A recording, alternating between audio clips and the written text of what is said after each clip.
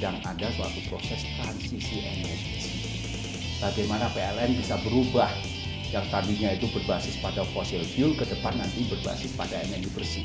Di mana di sini kita juga menggunakan energi yang berbasis pada kerakyatan. Karena biomass ini ditanam oleh rakyat di tanah-tanah yang masih kering, yang kosong, yang tanah yang masih nganggur, sehingga juga di sini juga ada dampak menciptakan lapangan kerja. 6 tahun dari sekarang, EBT, energi baru terbarukan itu superior secara teknis, lebih robust, lebih andal, tetapi juga secara komersial lebih murah. Di tahun 2026 kita berpikir untuk membangun pembangkit listrik berbasis batu bara saja sudah haram kan.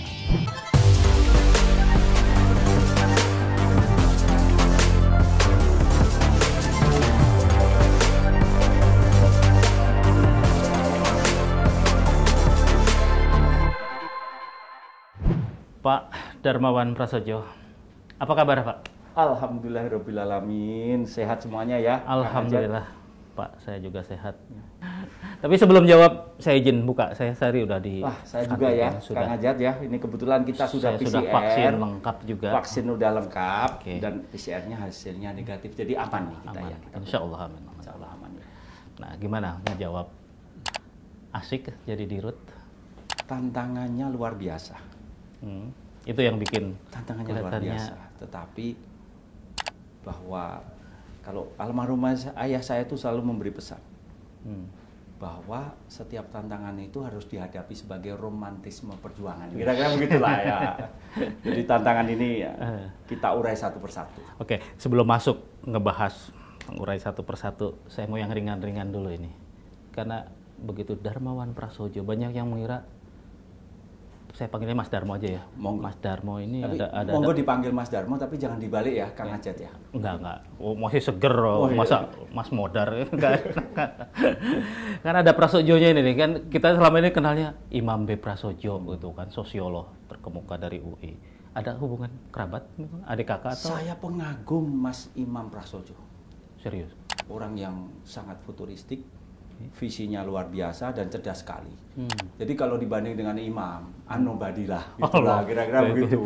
Merendah sekali. Saya kenal beliau luar biasa, pengagum beliau lah. Tapi beda bapak, beda ibu. Kira-kira begitu. Jadi kami tidak ada hubungan keluarga, tetapi kami seperti keluarga gitu. Oke. Nah, Mas Darmo, hal lainnya ini yang menarik kalau saya telusuri dari Google. Mas Darmo ini S1, S2, S3, Texas. Saya mikir ini apa keseringan atau kebanyakan nonton film koboi, karena image-nya kan kalau Texas ini kampungnya para koboi gitu kan. Gimana latar belakang itu bisa ke Texas itu? Jadi di tahun 89 saya itu baru lulus SMA, saya melihat ada iklan di Kompas. Yaitu beasiswa, waktu itu program Habibie dikirim ke luar negeri. Saya mendaftar di sana. Nah, setelah mendaftar ternyata saya mendapat undangan, saya datang ke Jakarta diminta merapat ke Senayan. Dan saya melapor ke sana, Bu, saya diterima program Habibie mau berangkat ke luar negeri katanya. Dia bilang, Dek, ini bukan diterima, adik mau tes. Oh ya udah kalau begitu tesnya ada di mana? Dikasih itu kertas kecil, kemudian duduk di Senayan, tribun mana, lantai berapa, sektor berapa lain-lain. Saya masuk ke dalam pucet saya. Saya lihat itu ada sekitar 50.000 orang itu. Yang ada di situ. Saya keluar dengan lagi. Tujuan yang sama itu. Tanya, artinya pesaingnya sampai 50 ribuan. Yang di dalam itu siapa, Bu? Oh, itu pesertanya. Saya tanya, Bu, yang dipilih berapa? Oh, yang 20 nanti ke Amerika, terus ada berapa ke sini. Saya langsung berpikir, nah ini yang daftar sekitar 80.000, yang diterima hanya sedikit sekali. Ibu itu nambahin. Dek, di Makassar ada, di Surabaya ada, di Medan juga ada. Waduh, puyeng saya. Saya udah berjanji, itu udah cerita kemana-mana, tetangga, kalau saya mau ke luar negeri, saya udah cerita ke kucing saya, semuanya udah pikir saya mau ke luar negeri. Saya melihat itu, wah rasa-rasanya nggak mungkin diterima. Tapi alhamdulillah, Alamin, ternyata saya diterima. Kemudian ternyata dikirim ke Texas A&M University. Jadi saya ke Texas itu by accident. Mas Darmo yang milih memang ke Texas? Pemerintah yang memilih. Jadi saya dipilih di Amerika, kemudian di Texas dipilihkan oleh pemerintah Republik Indonesia. Alasannya nggak dijelaskan. Kami Dan Mas tidak Darmo paham. pun nggak protes. Loh, kok saya ke Amerika, ke Texas gitu. Kami hanya menjalankan perintah dari negara untuk ke Amerika Serikat dan akhirnya lulus dari Dan Texas. yang penting ke luar negeri itu ya. Begitulah. Kayaknya. Udah kadung woro-woro soalnya. Udah gantung kadung woro-woro, kucingnya segala itu nanti kecewa. Sudah dititahkan mau ke luar negeri kok nggak jadi gitu Kang Ajat. Nah ini mulai masuk lah ya ke materi utama Mas Darmo. Ketika kemarin diumumkan menjadi dirut itu banyak yang kaget juga. Wih, kemarin waktu mau jadi wakil dirut aja, wah gosipnya macam-macam gitu kan. Sebetulnya memang ada tugas khusus ya dari presiden. Kalau dari Pak Erick Thohir udah disampaikan kemarin gitu kan ya di pidatonya. Mungkin kalau dari presiden ada spesial envoy gitu. Jadi kita kilas balik sedikit ya. Oke. 2014. Apa yang dihadapi oleh PLN pada waktu itu? Defisit. Bahwa ada 23 sistem kelistrikan di Indonesia, lebih dari separuhnya itu mengalami defisit. Akibatnya apa? Kalau mau ada investasi, the ease of doing business di Indonesia menjadi sangat buruk sekali. Mau investasi tapi nggak ada listriknya. Iya. Sumber daya alam melimpah tapi tidak punya akses ke energi, akibatnya sumber daya alam ini tidak bisa dimanfaatkan untuk produktivitas dari rakyat yang tinggal di daerah tersebut. Nah makanya tahun 2015, 2014 tugas yang dialokasikan, ditugaskan pada BOD pada waktu itu adalah mengatasi defisit. Bagaimana membangun kapasitas baik itu dari pembangkit, baik itu transmisi, gardu induk dan lain-lain, sehingga defisit itu bisa segera diselesaikan. Kemarin 2019, apa yang terjadi? Kita sudah mengalami oversupply dari 23 sistem kelistrikan kita, semuanya sudah mengalami oversupply. Dalam proses itu tentu saja ease of doing business dari tadinya 70 sekian, akhirnya meningkat menjadi 33. Karena apa? Defisit. Kekurangan pasokan listrik sudah diselesaikan hampir di seluruh seantero Nusantara. Nah kemudian selama 2 tahun kemarin ada hutang kita yang interest bearing debt kita mendekati 450 triliun dan lain-lain, sehingga selama 2 tahun memang Pak Zulkifli Zaini yang waktu itu mantan Dirut Bank Mandiri mendapat tugas khusus bagaimana mengkoreksi kondisi keuangan. Dan saat ini kondisi keuangannya juga sudah cukup bagus. Kemarin juga interest bearing debt kita yang tadinya 450 triliun, selama kita menghadapi COVID-19 itu revenue kita turun. Tapi di saat bersamaan pengelolaan hutang kita juga sangat luar biasa. Kita mampu menurunkan utang kita dari 450 triliun menjadi 430 triliun. Artinya pinjaman pokoknya berkurang, kemudian biaya bunganya juga turun, biaya pokok produksi tentu saja akan ada impact-nya di mana juga subsidi bisa dikurangi dan lain-lain. Nah, dalam proses itu saat ini ternyata bumi semakin memanas. Kemudian dalam proses itu karena adanya emisi gas rumah kaca yang semakin meningkat. Dalam proses ini ada sea level rising, gitu kan? Ada sea level rising dan kemudian begitu konsentrasi CO2 meningkat ternyata ada hurricane, ada tanah longsor dan lain-lain. Nah, ini adalah tragedi kemanusiaan.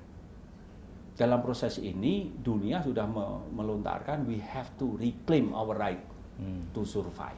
Dalam hal ini, pemerintah peduli, PLN peduli, dan untuk itu, makanya saya lontarkan, di setiap zaman ada tantangannya. Di tantangan itu ada zamannya. Nah, saat inilah memang sedang ada suatu proses transisi energi. Bagaimana PLN bisa berubah yang tadinya itu berbasis pada fossil fuel ke depan nanti berbasis pada energi bersih. Ada program namanya Carbon Neutral 2060 dan lain-lain lah. Nah untuk itu memang saya sempat dipanggil oleh Bapak Presiden, kemudian saya sempat dipanggil oleh Pak Menteri BUMN bahwa ada tugas khusus yaitu bagaimana mengawal transisi energi ini. Begitu Kang Ajat. Jadi tugasnya khusus ada transisi energi. Tentu saja dengan embel-embelnya yang banyak sekali ya. Ya, kalau saya pribadi melihat tugas khusus itu memang kalau kita lihat rekam jejak ya, Mas Darmo itu kan memang S3-nya di bidang ekonomi itu ya, energi gitu ya, energi terbarukan. Kembali ke Indonesia juga menggagas adanya ekonomi, green economy ya di Universitas Surya University gitu kan. Makanya mungkin oke lah sebagai figur yang tepat gitu. Cuma menyimak amanatnya Pak Erick Thohir ini kan apa iya bisa diwujudkan gitu kan. Mempercepat transisi energi tapi juga jangan membebani APBN. Jangan membebani masyarakat. Ini Mas Darmo gimana nanti merumuskan permintaan pemerintah semacam itu? Saya diri tidak menyangka dalam perjalanan hidup saya memimpin suatu perusahaan yang mengoperasionalkan, yang mengoperasikan pembangkit berbasis pada batu bara terbesar di dunia. Karena apa? Saya masih teringat pada waktu saya mengambil doktor saya. Disertasi saya adalah mengenai cap and trade. Bagaimana memerangi perubahan iklim dengan suatu policy dan strategi teknis, memasang carbon capture and storage, commercial investment, technological innovation, dan lain-lain. Kemudian saya diteruskan dengan postdoc juga dengan topik-topik yang mirip, yaitu transisi energi. Dan pada waktu itu saya sempat bekerja sama, lembaga yang menaungi pekerjaan saya, itu bekerja sama dengan Greenpeace, dengan WWF, kemudian kami bergesekan dengan suatu perusahaan yang berbasis pada listrik, juga bergesekan dengan perusahaan yang mengoperasionalisasi suatu PLTU dan lain-lain. Sehingga saya juga kalau melihat ke belakang agak terkejut juga. Saya yang dari berbasis pada environment akhirnya memimpin suatu perusahaan yang mengelola adalah PLTU yang berbasis pada batu bara. Gitu. Istilahnya Mas Darmo ini tanda petik ya, pendekar lingkungan, pencinta lingkungan, sekarang ngelola perusahaan yang menjadi sumber masalah bidang lingkungan gitu. Di lingkungan itu. Salah Nah, satu. kalau kita lihat, memang misalnya 1 liter bensin, itu ada emisi CO2-nya ada. Iya. 1 liter bensin, misalnya kan berat jenisnya 0,8 ya, berarti 800 gram. Karbonnya itu 90%, jadi sekitar 700 sekian. Dan itu ada karbon dengan oksigen, oksidasi, begitu itu. Kemudian muncullah emisi CO2 kan gitu. Kemudian ada pengolahan tanah, itu ada juga emisi CO2-nya. Demikian pula dengan listrik. Jadi 1 kWh listrik kalau dari batu bara emisinya sekitar 1 kilogram. Listrik dari gas emisinya 650 gram. Listrik dari geothermal emisinya 0 gram. Kemudian dari PLTA 0 gram dan lain-lain. Nah, inilah yang harus dikelola. Nah, saat ini ada dilema Kang Ajat, nih para pemirsa semuanya. Kalau mau listrik murah, ya pakai batu bara. Kalau murah, kotor. Yeah. Makanya kalau listrik dari batu bara sekitar 5 sen, 4,9 sen, 6 sen. Agak bersih sedikit pakai gas. Berapa? 9 sen, 8-9 sen. Geothermal ada 9 sen, ada yang 11 sen, ada 12 sen. Kalau listrik dari Bayu sekitar masih 10 sen, 11 sen. Jadi saat ini masih ada dilema. Gitu. Tetapi kalau kita melihat merunut selama 5 tahun ke belakang, pertama kali PLN lelang pembangkit listrik tenaga surya 25 sen per kWh tahun 2015. Tahun 2017 begitu kita lelang kembali sudah turun menjadi 15 sen. Turun drastis.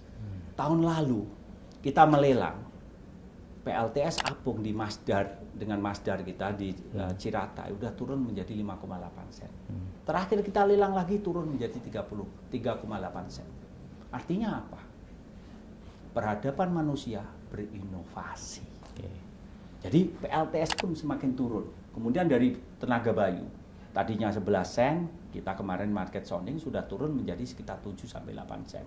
Jadi ke depan itu akan semakin murah, semakin murah. Itu inovasi. Kang Ajat, ini adalah komputer. Ya. Pada waktu Apollo 13 meluncur ke bulan, komputer yang sama itu sebesar ruangan, namanya komputer mainframe. Dan itu tidak lebih powerful daripada komputer sekecil ini. Saat ini hanya sekecil ini dengan harga yang sangat murah. Sekarang gini, ini masih intermittent. Jadi kalau kita berbicara PLTS hanya beroperasi dari jam 10 sampai jam 2 siang. 4 jam. Apakah bisa PLTS beroperasi 24 jam? Oh bisa, tapi harus ada baterainya. Baterainya berapa harganya sekarang? Kalau dilelang saat ini sekitar 12 sampai 13 sen. Artinya kalau kita lelang pembangkitnya PLTS sekitar 3,8 sen tambah 13 sen masih 16-17 sen. Mahal. Tapi harga 13 sen untuk baterai itu 5 tahun lalu itu masih sekitar 50 sen. Jadi hanya dalam waktu 5 tahun turunnya sekitar 80% Kang Ajat. Nah sekarang udah sekitar 11 sen, 12 sen. 5 tahun lagi turun berapa? Bisa di bawah 10 ya? Saya yakin turunnya juga 80%. Jadi dalam 5 tahun. Artinya apa? Bahwa peradaban manusia berinovasi. The price of renewable energy is going down year by year, month by month, week by week, day by day. Nah, coba bayangkan fast forward dari sekarang, 6 tahun dari sekarang, apakah mungkin EBT, energi baru terbarukan itu superior? Secara teknis lebih robust, lebih andal, tetapi juga secara komersial lebih murah. Apakah mungkin? Saya yakin itu adalah keniscayaan. Karena apa? Humankind innovates. Peradaban manusia berinovasi. Nah, sehingga saat ini memang betul secara umum kalau ingin energi murah ya kotor. Mau energi bersih ya agak mahal. Tetapi ke depan boleh dong kita bermimpi bahwa dilema ini akan bisa bersih dan dibalik. murah. Sehingga kalau mau energi murah ya bersih. Karena apa? Memang superior secara teknis. Kemudian juga secara komersial lebih murah. Dan untuk itulah di sini PLN melontarkan kita berinovasi, kita berkolaborasi. Dengan siapa? Bahwa perubahan iklim itu tantangan yang tidak dihadapi oleh satu orang sendirian. Tidak dihadapi oleh satu pemerintah sendirian. Tidak dihadapi oleh satu korporasi PLN sendirian. Ini dihadapi dalam suatu kebersamaan. Makanya kita membangun suatu strategic alliance. Kita membangun suatu kolaborasi, baik itu domestik, luar negeri, internasional. Di mana di situ kita membangun suatu lingkungan kondusif untuk berinovasi. Kita membangun suatu kekuatan di mana ke depannya we have to reclaim. Humankind has to reclaim our right to survive. Dan kita yakin melakukan itu. Pak, roadmap-nya seperti apa? Tahapan-tahapan sampai ujungnya kira-kira bakal semua kita menggunakan, atau PLN itu menggunakan energi bersih itu yang bebas sama sekali dari batu bara.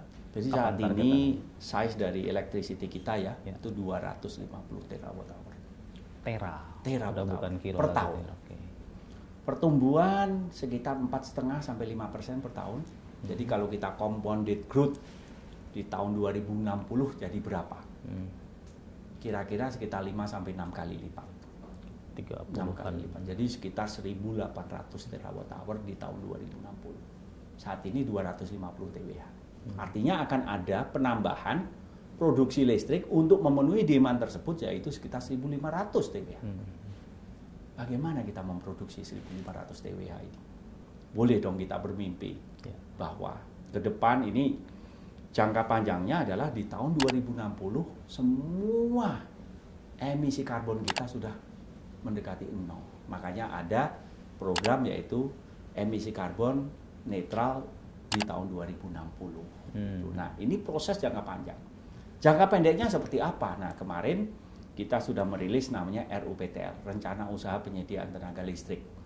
Dari tahun 2021 ke 2030. Pertama kali dalam sejarah Indonesia. Kita bangga sekali bahwa selama 10 tahun itu ada penambahan kapasitas yaitu 40 sekian gigawatt. Hampir mendekati 41 gigawatt. 51,6% dari penambahan kapasitas itu berbasis pada energi baru terbarukan. Yang artinya apa? Ini adalah the greenest RUPTL dalam sejarah Indonesia. Dan PLN komit untuk melakukan itu. Tentu saja masih ada, yaitu di tahun 2025 ada bauran 23% berbasis pada EBT. Nah di sini juga, jadi di sini ada jangka pendek, jangka menengah yaitu RUPTL, ada jangka panjang. Nah misalnya di RUPTL, di tahun 2026 kita berpikir untuk membangun pembangkit listrik berbasis batu bara saja sudah haram, Kang Ajat. Sudah haram itu. Kita ganti ada sebagian dengan PLTGU berbasis pada gas dengan emisi karbon bisa dikurangi 50%. Kemudian juga ada pembangkit misalnya masih sudah berbasis pada PLTS. Kemudian juga dengan EBT yang lain yang beroperasi 24 jam. Artinya di situ ada battery energy storage system yang saat ini masih mahal. Iya. Tetapi kita meyakini bahwa pada saatnya nanti bahwa battery energy storage system ini akan semakin murah. Bahwa EBT ini bisa berkompetisi head to head dengan fossil fuel, baik itu secara teknis maupun secara komersial. Kemudian jangka pendeknya tentu saja 2025 kita misalnya ada pembangkit listrik tenaga diesel kita yang ada di 2000 sekian lokasi. Ada 5000 PLTD yang tersebar. Itu bahan bakarnya import. Karena solar itu banyak sekali diimport ya. Kemudian juga biayanya sangat mahal Kang Ajat. Pasti. Yaitu sekitar 28 sen atau 4.000 rupiah. Inilah low hanging fruit di mana kita bisa bergeser dari yang tadinya berbasis pada fossil fuel diganti dengan EBT yang bisa lebih murah tapi bisa beroperasi 24 jam. Tapi di sini juga kita membangun PLTS sekitar 3, sekian 9 gigawatt, ada PLTP, panas bumi, ada Bayu, kemudian dan ada itu, PLTA dan lain-lain. Kita komit, kemudian kita juga co-firing nih menggunakan biomass. Jadi pembangkit PLTU kita yang masih menggunakan batu bara nanti kita campur dengan biomass. Di mana di sini kita juga menggunakan energi yang berbasis pada kerakyatan. Karena biomass ini ditanam oleh rakyat di tanah-tanah yang masih kering, yang kosong, yang tanah ini masih nganggur, sehingga juga di sini juga ada dampak menciptakan lapangan kerja. Gitu. Jadi ini ada bagaimana strateginya baik itu jangka pendek, jangka menengah maupun jangka panjang sampai ke karbon netral di tahun 2060. Nah itu penentuan ke 2060 itu gimana sih hitungannya? Kami berkolaborasi dengan Kementerian SDM ya, itu dalam perancangan RUPTL, kemudian dari sana kita berdiskusi baik itu dengan Kementerian SDM, dengan Menko Marinvest, kemudian dengan Kementerian LHK. Jadi ini adalah bukan hanya dari PLN, tetapi ini juga seluruh stakeholder dari pemerintah kita tentukan bersama-sama. Dan memang kontrak-kontrak kita dengan PLTU itu adalah kontrak yang jangka panjang. Dan begitu kita mempunyai kontrak jangka panjang, kita kan tidak bisa bridge kontrak itu di tengah perjalanan ya. Bisa kena penalti nanti. Nah, itu kena penalti dan lain-lain. Dan kontrak kita yang terakhir dengan PLTU itu berakhir di tahun 2056. Artinya bahwa retirement dari PLTU ini adalah natural retirement dari PLTU. Walaupun nanti juga ada beberapa PLTU yang owned and operated oleh PLN itu akan ada percepatan pensiun dini dari PLTU itu. Caranya? Nah, untuk PLTU yang sudah berkontrak dengan PLN untuk jangka panjang, kita tunggu saja. Itu ada yang 2045 sudah selesai, ada yang mulai 2050 sudah selesai, ada yang 2056 sudah selesai. Tetapi pembangkit-pembangkit yang dimiliki oleh PLN, kita akan melakukan early retirement. Malah lebih cepat. Early retirement. Jadi ada berapa banyak yang punya PLN khusus? Ada sekitar 16 gigawatt ya yang ini dalam program itu untuk tahap awalnya sekitar 5,5 gigawatt gitu ya. Dan ini dalam proses kita melakukan analisis. Jadi nanti ada pihak ketiga melakukan akuisisi dengan PLTU ini. Tentu saja dengan low cost of fund gitu. Low cost fund di mana itu ada green fund. Kemudian PLN masih menjadi bagian dari kepemilikan PLTU ini menjadi pihak ketiga. Dengan adanya low cost fund ini, tadinya PLTU harusnya beroperasi 24 tahun, kemungkinan bisa dipercepat menjadi 14 tahun. Hampir separuhnya ya. Artinya ada 10 tahun early retirement. Jadi kalau 1 giga emisi CO2-nya itu sekitar 6 juta metrik ton. Jadi kalau ada 5 giga ya sekitar 30 juta metrik ton per tahun, kalikan 10 tahun ada 300 juta metrik ton. Tapi ini mekanisme ini tentu saja menggunakan namanya Energy Transition Mechanism. Ini kita berkolaborasi dengan Asian Development Bank yang kemarin juga kita sudah menandatangani MOU antara Asian Development Bank dengan PLN di COP26 di Glasgow.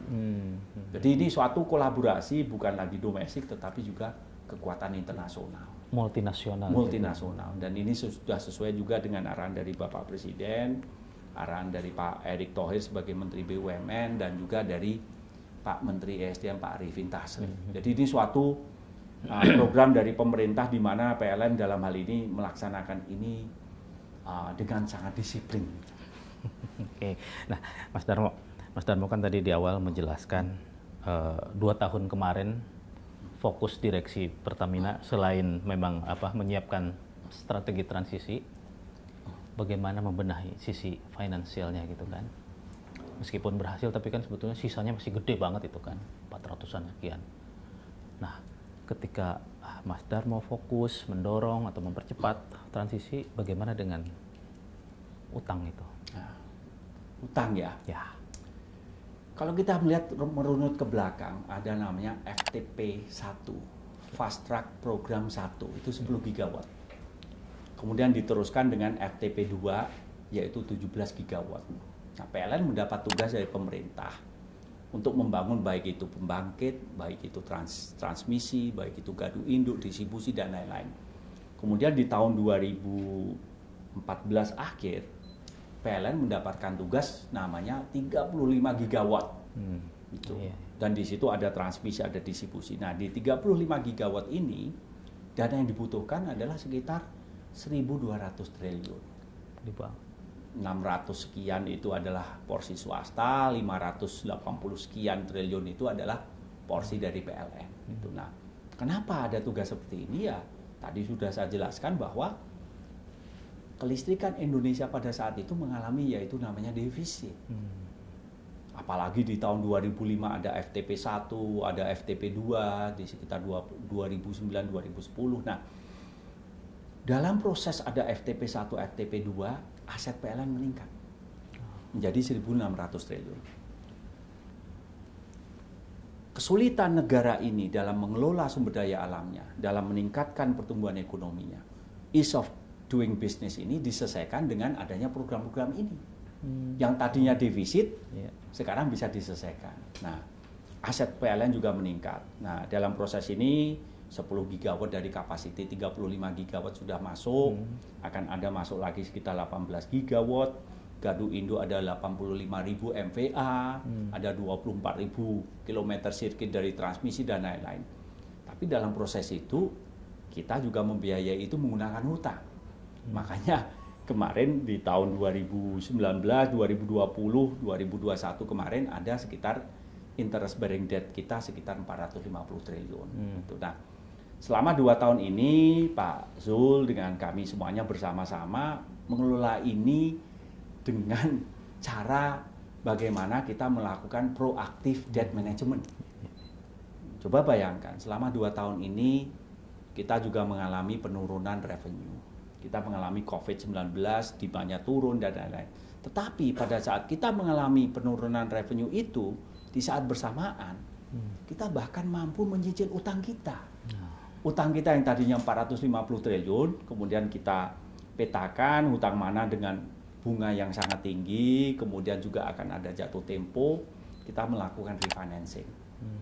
Di mana yang tadinya utang yang dengan yang bunga yang tinggi kita ganti dengan utang yang bunga yang rendah, utang yang tinggi kemudian sebagian langsung kita bayar sehingga interest bearing debt kita bahkan turun dari 450 triliun selama 2 tahun ini menjadi hanya 430 triliun.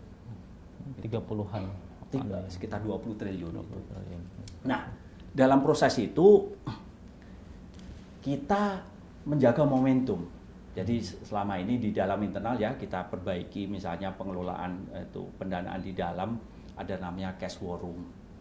Di sana juga ada komite investasi. Jadi begitu kita melakukan keputusan investasi, kita pastikan bahwa rate of return atau commercial viability dari proyek itu harus lebih tinggi daripada cost of fund kita. Sehingga kedepannya bisa self financing, ini bisa menyicil dengan adanya proyek-proyek tersebut tanpa adanya menambah hutang kembali. Nah, selama 2 tahun ini juga ini kita mendapatkan penghargaan nih luar biasa. Debitur terbaik nomor 1 tahun 2021 dari Kementerian Keuangan. Itu PLN mendapatkan itu. Best Quasi Sovereign Bond dari AAA ASEAN Award di tahun 2020. Kemudian kita juga mendapatkan award Mitra Investasi Terpercaya Badan Pengelola Keuangan Haji tahun 2021. Jadi selama 2 tahun ini momentum pengelolaan hutang kita itu sudah sangat bagus sekali. Ditambah juga saat ini juga betul kita mengalami oversupply, tetapi kita juga berusaha menyelesaikan permasalahan oversupply ini dengan secara holistik. Sehingga ke depan momentum yang ini akan kita jaga. Tahun depan rencana kita akan mengurangi hutang kita sebesar 1,5 miliar US dollars atau sekitar 22 triliun. Tahun depannya juga kita akan mengurangi hutang kita juga dengan jumlah yang hampir mirip. Jadi dalam 1 tahun 20 triliun target. 22 triliun. 22 triliun. Jadi kita mengelola hutang kita dengan sangat baik sekali. Jadi trust juga dari para investor itu juga sangat tinggi. Kita tepat waktu membayar hutangnya maupun pokoknya. Kemudian kita juga menjaga suatu financial sustainability. Karena tidak mungkin kita bisa melaksanakan tugas dari pemerintah tanpa menjaga financial sustainability dari PLN gitu Kang Ajat. Iya, iya. Makanya kita jaga betul itu. Ini kan soalnya menarik ya dibanding ada BUMN lain yang hutangnya sebetulnya tidak sebesar PLN, tapi kayaknya media menyorot itu habis-habisan terus gitu kan. Sementara PLN adem gitu kan, nggak ada. Utang itu tidak boleh dilihat dari angkanya saja, tetapi ini berbasis pada rasio. Misalnya begini, boleh saya punya hutang sekitar harus nyicil sekitar 20 juta. Tapi kalau gaji saya, penghasilan saya 80 juta, rasa-rasanya aman saja. Kalau saya punya hutang 5 juta, tapi penghasilan saya hanya 1,5 juta, rasanya berat juga begitu kan. Nah kita ini adalah perusahaan dengan aset 1.700 triliun. Jadi operating revenue kita sekitar 300 triliun. Jadi hutang 420 triliun, tapi operating revenue kita 300 triliun. Jadi dalam hal ini tentu saja ruang secara fiskal untuk mengelola dari pendapatan, dari pengeluaran kita, kemudian pembayaran utang kita, itu masih dalam kendali selama kita betul-betul disiplin dalam pengelolaan keuangan. Dan inilah prinsip-prinsip inilah di mana kita melakukan proaktif debt management ini yang sudah kita bangun selama 2 tahun ini akan kita teruskan ke depan. Mas Darmo, posisi begitu masuk ke PLN kan sebagai wakil direktur utama, sebenarnya tugas pokoknya apa itu? Ngapain aja nih? Kan baru pertama kali juga ya PLN punya posisi itu, dan sekarang ketika Mas Darmo memegang posisi itu, wakilnya malah hilang juga otomatis. Pasti ada dari something krusial di situ yang Mas Darmo mainkan, perankan. Saya selama 2 tahun bertugas sebagai wakil direktur utama PLN, itu Kang Ajat. Tugas saya pada waktu itu saya ditugasi untuk mengelola operasional di internal, yaitu sebagai Chief Transformation Officer. Mentransformasikan PLN. Nah, sehingga sebagai CTO ini adalah bagaimana, apa itu visi-visi transformasi, dan itulah yang didiskusikan antara Wadirut dengan Dirut. Visinya apa? Misalnya bagaimana kita memperbaiki pelayanan terhadap pelanggan kita. Nah, sebagai contoh itu. Dan untuk itu ada namanya digitalisasi pelayanan pelanggan. Kita melihat seperti apa. Kalau kita melihat bahwa selama 5 tahun kemarin pelayanan pelanggan kita itu kurang bagus. Di situ ada namanya PLN Mobile, yaitu pelayanan digital. Ratingnya berapa di waktu itu di Play Store, Google Play Store? Hanya 2,6 dari 5,0. Yang download berapa? 500.000, yang unload yang itu kemudian unload lagi, yang kemudian tidak jadi masang karena kecewa, itu 450.000. Jadi yang tersisanya 50.000 itu pun tidak digunakan gitu. Nah, artinya ini ada permasalahan nih dengan proses digitalisasi. Nah, untuk itu saya sebagai CTO kemudian melakukan suatu analisis secara mendalam apa yang terjadi. Akhirnya saya temukan bahwa di PLN itu silo-silo. Proyek ini hanya merupakan proyek software engineering, membangun software saja. Sedangkan ini melibatkan bagaimana kantor cabangnya PLN. Ini melibatkan bagaimana tim teknis kita di lapangan. Ini melibatkan standarisasi pelayanan pelanggan. Ini melibatkan suatu proses yang sangat kompleks, berbelit-belit, yang sangat panjang. Yang membuat pelayanan terhadap pelanggan ini menjadi kurang prima. Nah, untuk itulah sebagai Chief Transformation Officer, saya menjahit ini semuanya. Kita membangun New PLN Mobile, di mana saat ini, tadinya yang download hanya 500.000, yang uninstall 450.000, saat ini yang download sudah mendekati 15 juta. Ratingnya dari 2,6 sekarang menjadi 4,5. Hanya dalam tempo 2 tahun. Hanya dalam tempo satu tahun begitu. Nah, kemudian proses yang berbelit-belit kita bongkar, kita ringkas, kita sederhanakan. Kemudian dari atas sampai bawah itu ya proses bisnisnya kita streamlining, kita konsolidasikan sehingga respon time-nya juga meningkat. Yang tadinya lambat sekarang menjadi sangat cepat. Ini juga ada namanya auto dispatch, spatial optimization, kemudian juga ada suatu notifikasi terhadap pelanggan. Pelanggan itu kemudian disapa oleh orang-orang kita dalam bentuk suatu komunikasi digital dan lain-lain. Sehingga memang pelayanan pelanggan ini meningkat luar biasa. Ini hanya satu dari 24 agenda. Dan di dalam transformasi itu tadinya hanya sekitar 50 inisiatif. Apa yang kita lakukan adalah kita mendengar ide-ide dari dalam diri PLN. Ternyata luar biasa, inspirasinya, aspirasinya, semangatnya luar biasa. Dari hanya 50 inisiatif naik menjadi 100. Dari 100 naik 200, naik menjadi 500. Sekarang jumlah pegawai PLN berapa sih di seluruh? Sekitar 50.000. Jumlah pelanggan? Pelanggan 80 juta pelanggan. Dan dari sini transformasi ini sekarang ada 1.400 inisiatif. Ada digitalisasi pembangkit, digitalisasi transmisi, digitalisasi distribusi, digitalisasi dari smart meter, digitalisasi dari procurement, digitalisasi dari pengelolaan aset, digitalisasi dan lain-lain. Jadi kami melakukan transformasi selama 2 tahun ini. Dan itu berjalan dengan luar biasa. Dan momentum transformasi ini akan kita bawa jauh ke depan. Nah saat ini kita power and utility betul. Tapi kita juga membangun suatu teknologi yang berbasis pada inovasi. Contoh kita juga mulai juga membangun suatu namanya strategi Beyond KWH. Kita memasang misalnya internet broadband kepada pelanggan kita dan lain-lain. Kemudian kita membangun Internet of Things, smart home dan lain-lain. Sehingga ke depan ini PLN bukan lagi hanya sebagai power and utility, tetapi juga suatu perusahaan yang berbasis pada inovasi teknologi. Begitu Mas, Kang Ajat. Mas, satu lagi Mas. Sehari setelah dilantik kan Mas Darmo datang ke KPK tuh ya, laporkan kekayaan. Saya mau poinnya di soal korupsi nih kan, membenahi. Kan hampir di semua BUMN ya, BUMN gemuk gitu, ada aja gitu kasus-kasus korupsi gitu kan. Nah gimana Mas Darmo mencegah kebocoran-kebocoran yang peluang-peluang lah ya, peluang-peluang untuk terjadinya korupsi ke depan. Selama 2 tahun ini memang PLN kami itu berkolaborasi erat dengan KPK. Ini contoh. Di tahun 2019 kita punya 98.000 aset tanah persil. Berapa persen dari 98.000 itu sudah disertifikasi, Kang Ajat? Hanya 28.000. Artinya apa? Dengan hanya sekitar 1/4-nya sudah disertifikasi, 3/4-nya itu rawan terhadap penyalahgunaan wewenang, rawan terhadap korupsi, ada mafia tanah dan lain-lain.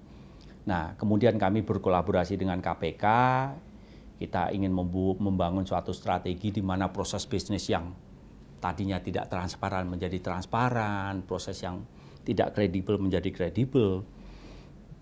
Luar biasa sekali bahwa dengan perbaikan tata kelola seperti itu, selama 2 tahun kita berhasil menambah mendekati 40.000 penambahan sertifikasi.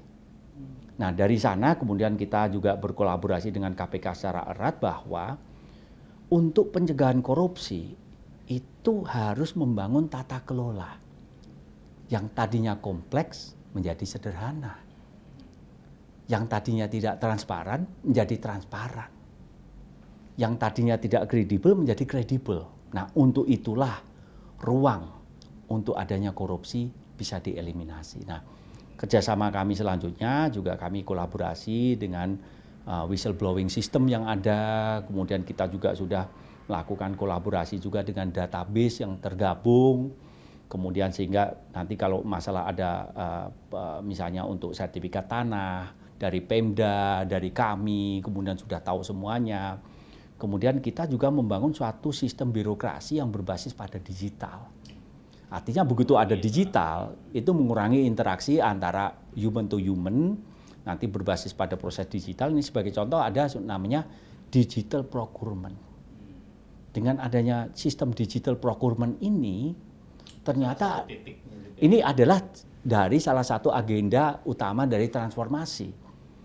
Jadi di sini ada suatu transparansi yang luar biasa, sistem lelangnya menjadi sangat efektif, efisien. Kami juga kaget ternyata dengan sistem digital ini ada cost saving.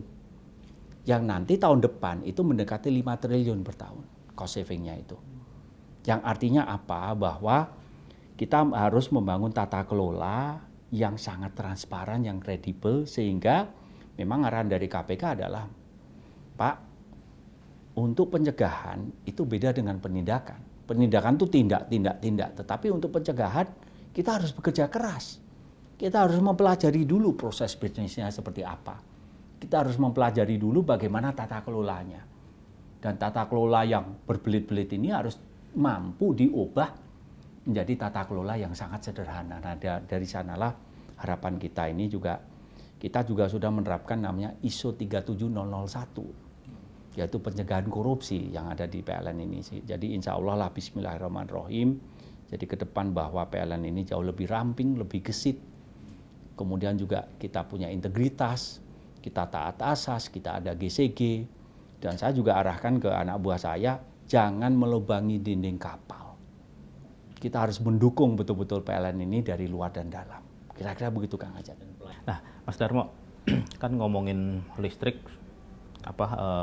tugas PLN itu nggak cuma buat memenuhi kebutuhan industri lah ya, industri dan rumah tangga. Ini kan trennya sekarang kendaraan pun udah mulai serba listrik gitu kan.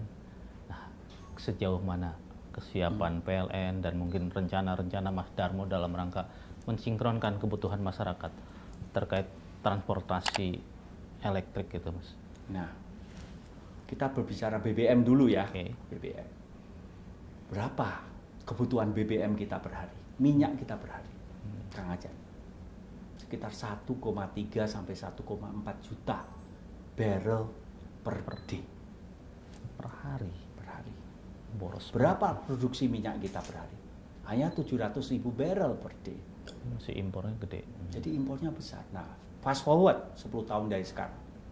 Kalau pertumbuhan kebutuhan minyak kita sekitar 5% per tahun, 10 tahun lagi kebutuhan demand minyak kita 10 tahun dari sekarang sekitar 2,2 juta barrel per day. Dari SKK Migas memprediksi bahwa produksi minyak kita 10 tahun dari sekarang tinggal 500.000 barrel per day. Importnya nanti bisa mendekati 1,5 juta barrel per day. Padahal saat ini pun importnya sudah sekitar 150 triliun sampai 200 triliun tergantung harga minyak. Ya. Coba bayangkan dalam suatu size ekonomi 13.000 triliun, import 130 triliun itu minus 1%. Apalagi import 130 triliun, 150 triliun, jadi lebih dari 1%. Jadi kalau importnya BBM dengan import minyak ini bisa dikoreksi, bisa diselesaikan, pertumbuhan ekonomi sebelum COVID itu bukan 5,1, tetapi bisa 6, sekian. Karena ini mempengaruhi current account deficit. Nah, untuk itulah kalau kita melihat ini bahwa strategi untuk transportasi harus diubah, yang tadinya energi yang berbasis pada import minyak diganti energi yang berbasis pada kekuatan domestik. Salah satunya listrik. Listrik dari mana? Batu bara itu dalam negeri, gas itu adalah produksi dari bibit tangguh, kemudian juga dari badak di sana, dan itu dari, artinya kan dalam negeri, apalagi energi baru terbarukan. Itu bukan berbasis pada import. Nah, untuk itulah shifting from foreign based energy to become domestic based energy. Nah, bagaimana emisinya? Tadi saya sempat ngitung nih, 1 liter bensin, emisinya CO2 berapa? Adalah 2,4 kg per 1 liter bensin. Itu kalau 1 liter bensin, ada mobil Innova, itu jaraknya 10 km. Mobil listrik dengan size yang sama, kalau 10 km, menggunakan energinya, listriknya itu 1 kWh. Jadi 1 liter bensin dengan 1 kWh listrik itu ekuivalen. Berapa sih emisi CO2 kalau listriknya berbasis pada batu bara?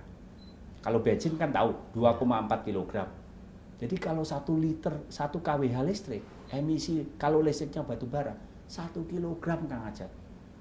Jadi coba bayangkan, Kalau menggunakan bensin 2,4 kg per liter, kalau menggunakan listrik 1 kg per kWh, kalau listriknya dari batu bara. Jadi udah penurunan sekitar 50% emisi CO2. Jadi ini semuanya kena, karena apa? Karena perubahan dari energi BBM menjadi energi kinetik itu boros sekali. 80 sekian persennya itu berubah menjadi energi panas. Kalau tidak percaya, coba naik mobil, dipegang knalpotnya, pasti panas sekali. Coba sekarang kalau energi listrik menjadi energi kinetik itu efisien.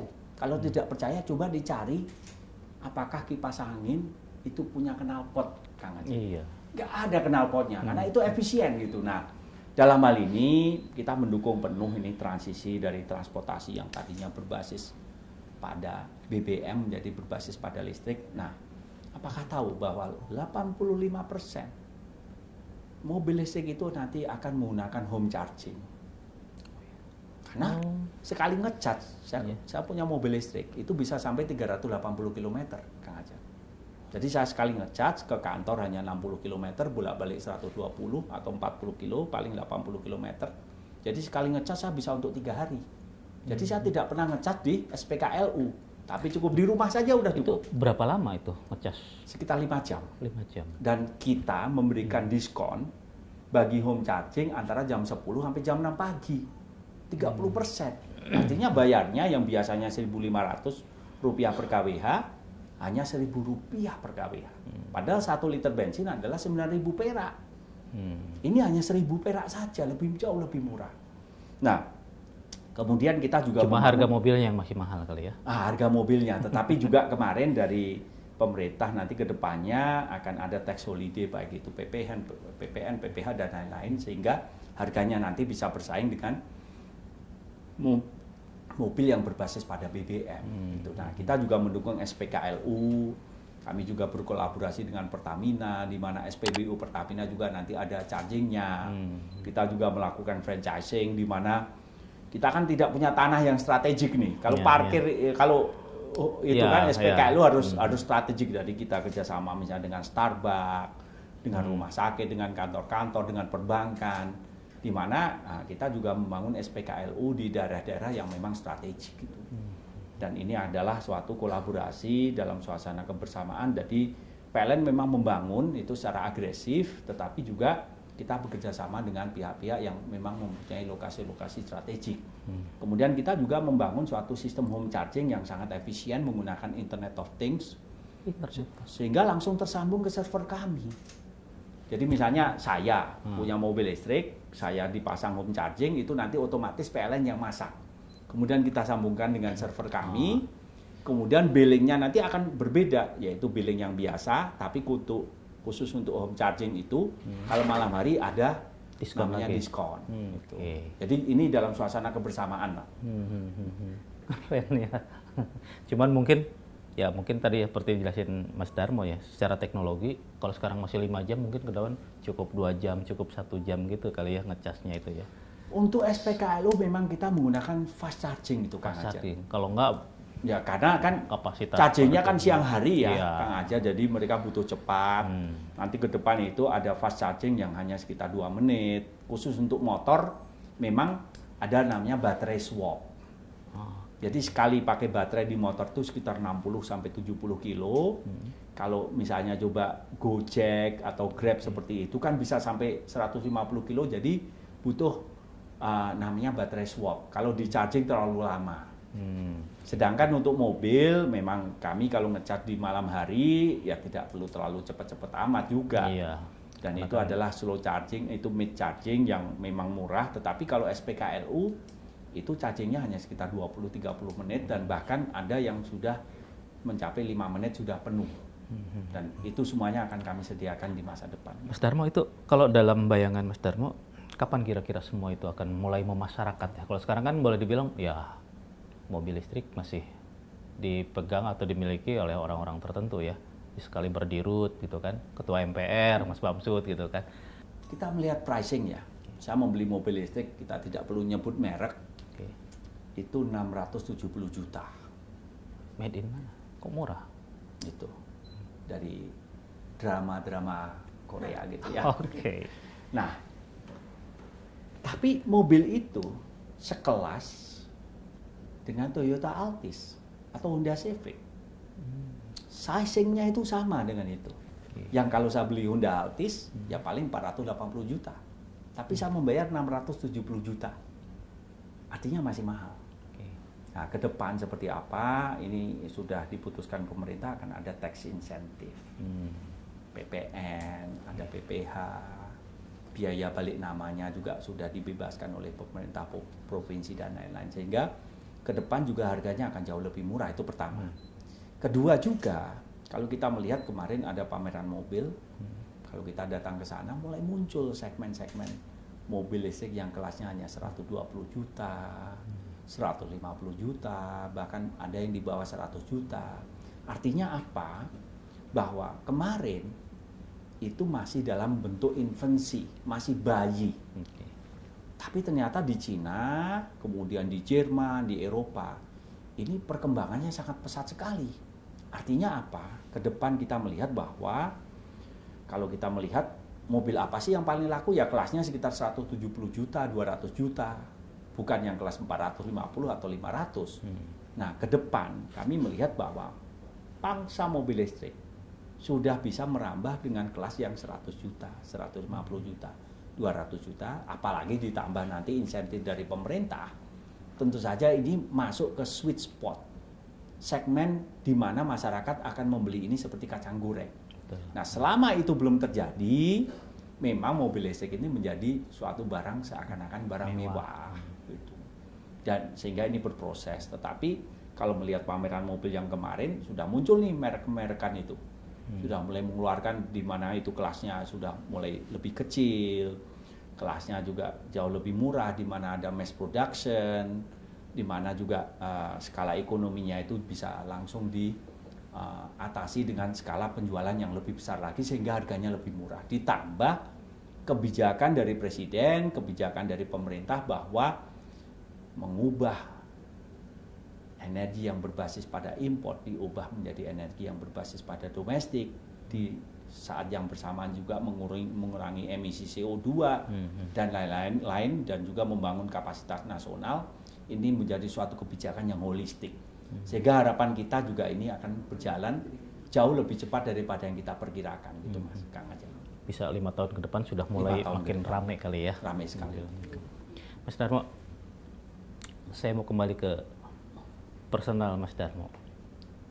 Setelah kuliahnya kan S1, S2, S3 di kampus yang sama gitu kan. Kemudian Mas Darmo ya beraktivitas lah di sana gitu kan, berkarir. Setelah sekian belas tahun, hampir 20 tahun, ada 15 tahun? Ada 17 tahun. 17 tahun. 16 tahun berapa bulan, hampir 17 tahun. Nah itu, kemudian apa yang membuat Mas Darmo akhirnya memutuskan, saatnya saya pulang nih. Padahal mungkin udah dari sisi macam-macam udah nggak sebanding lah dengan apa yang diterima sekarang misalnya gitu kan. Di tahun 2005, saya mendapat telepon dari ibu saya. Nak, bapakmu sakit. Kena kanker.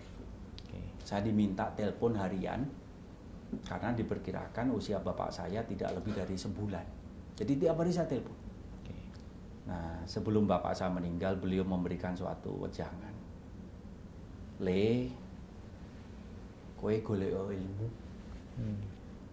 nang negara wong, di negara orang. Carilah ilmu sebanyak-banyaknya sehingga tolong selesaikan kuliahmu. Waktu itu saya masih mengambil doktor.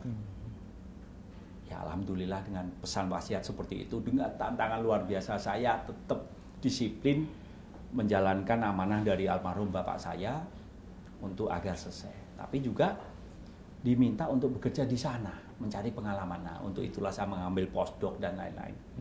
Nah, kalau kamu merasa sudah cukup, tolong kembali ke Indonesia. Bahasanya halus ya, kalau sudah merasa cukup. Sudah merasa cukup ilmunya. Nah, kembalikan ke Mas Darmo. Di saat itu juga saya kebetulan berjuang untuk menggolkan di Amerika Serikat, menjadi bagian kekuatan untuk menggolkan cap and trade gitu ya. Itu perdagangan karbon, kemudian ada suatu perjuangan bagaimana mengurangi emisi CO2. Ternyata di saat itu semua senator, semua kongresmen yang mendukung proposal undang-undang ini ternyata kalah di midterm election. Sehingga saya agak patah hati lah kira-kira begitu. Kemudian saya memutuskan sudah waktunya saya kembali ke Indonesia. Karena memang ada wasiat dari almarhum ayah saya, dan sampai sekarang wasiat itu saya jalankan. Sampai di titik tertentu saya ternyata menjadi pimpinan suatu perusahaan yang mengelola pembangkit yang berbasis pada batu bara gitu. Tapi sebelumnya kan sempet apa ya, kalau orang bilang tuh ini Mas Darmo nih kader PDI gitu. Nah, sempet masuk ke partai itu apa yang menarik? Apa yang membuat Mas Darmo harus merasa perlu masuk partai waktu itu? Jadi kita melihat bahwa kita punya ide-ide berbasis pada idealisme, gitu Kang Ajat. Bahwa kalau dalam lingkungan hidup kita harus mengurangi emisi, bagaimana kita membangun suatu sistem kelistrikan yang sangat ideal ke depan seperti itu. Nah, kita melihat bahwa pandangan bahwa apakah mungkin dengan masuk ke dalam suatu politik itu kita bisa membangun suatu kebijakan yang korek, satu kebijakan yang penuh visi yang jauh ke depan. Nah, tapi dalam proses itu saya kemudian menjadi bagian tim dari Pak Jokowi pada waktu itu, dan saya diminta untuk bergabung ke istana sehingga saya bertugas 5 tahun sebagai deputi di kantor staf presiden, KSP. Di KSP gitu. Sehingga cita-cita politiknya kandas lah kira-kira begitu. Dan saya kembali dari seorang ilmuwan kembali menjadi seorang profesional selama 5 tahun kemarin. Ada satu lagi mungkin yang harus dijawab. Mas Darmo ini selalu dikait-kaitkan karena pernah di KSP ya. Ini Mas Darmo ini orangnya Luhut. Seberapa dekat sih? Jadi sebagai deputi di kantor staf presiden itu adalah keputusan melalui kepres, keputusan presiden. Itu ya. Itu pertama. Kedua, selama 5 tahun saya bertugas di kantor staf presiden, saya punya 3 atasan. Jadi selama 9 bulan ada Pak Luhut, selama 2,5 tahun saya ada Pak Teten, Mas Duki. Kemudian terakhir juga ada Pak Muldoko dan lain-lain, sehingga saya bekerja secara profesional. Tugas saya adalah deputi 1, yaitu monitoring pembangunan, kemudian dalam khususnya adalah mengenai energi dan infrastruktur. Sehingga selama 5 tahun itu saya adalah memonitor progres pembangunan seperti apa dari sudut pandang energi infrastruktur, sehingga kalau ada sumbatan-sumbatan ya tugas kami mengurai satu persatu. Sehingga tugas itu saya jalankan dengan disiplin dari tahun 2015 awal, 2014 akhir sampai di tahun 2019 setelah pada saat pemerintah dimisioner, yaitu 19 Oktober 2019. Jadi kami menjalankan tugas hanya sebagai profesional saja gitu Kang Ajat. Oke. Mas Darmo, terima kasih banyak sudah berkenan berbincang dengan kami dari Ditkom.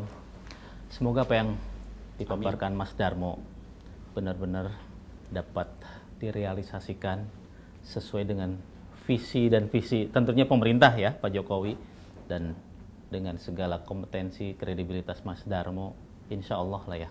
Amin. Semua program transisi energi ini dengan leading sektor di PLN bisa berjalan sesuai dengan yang diharapkan.